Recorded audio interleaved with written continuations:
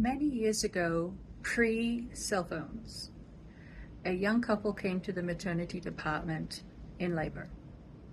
They were extremely stressed, not about having to be in labor, but about the mother-in-law. She had been driving them crazy.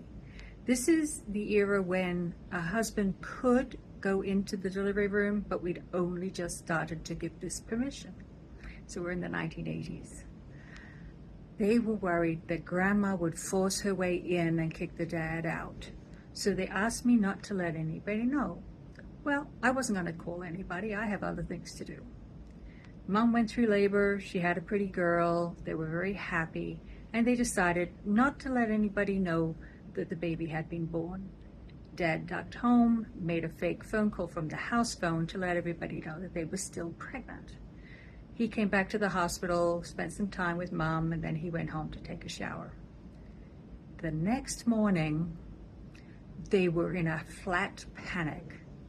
They had concealed the existence of granddaughter from mother-in-law, and they were seriously afraid of this woman. They didn't know what she was going to do to them for not letting them know the baby had been born.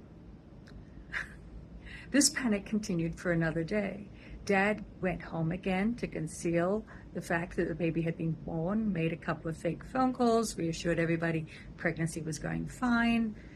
Day 3 of life dawned, and the parents were seriously having trouble breathing. They were so scared of mother-in-law. At this point, they were like they were a day away from going home, because we kept mothers in hospital for 5 days back then.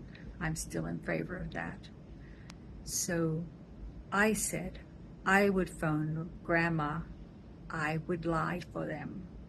I called Grandma and told Grandma that Mom was in the hospital, she going through labor, and the baby's arrival was expected that evening. Grandma arrived within 20 minutes.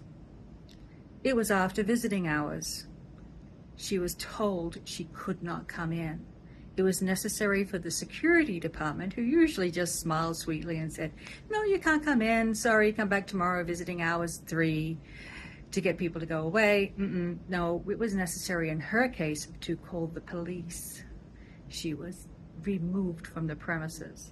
She was back 2 seconds before visiting hours started the next day, insisting on having access to the baby. When she came in, she kicked everybody away from the baby and took up position at the top of the baby's bed and would not allow any other relative to touch the child, not even allowing Mom to touch the child.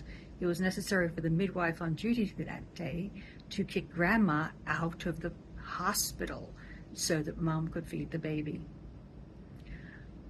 As far as Grandma is concerned, baby's date of birth was 3 days after her actual day of birth.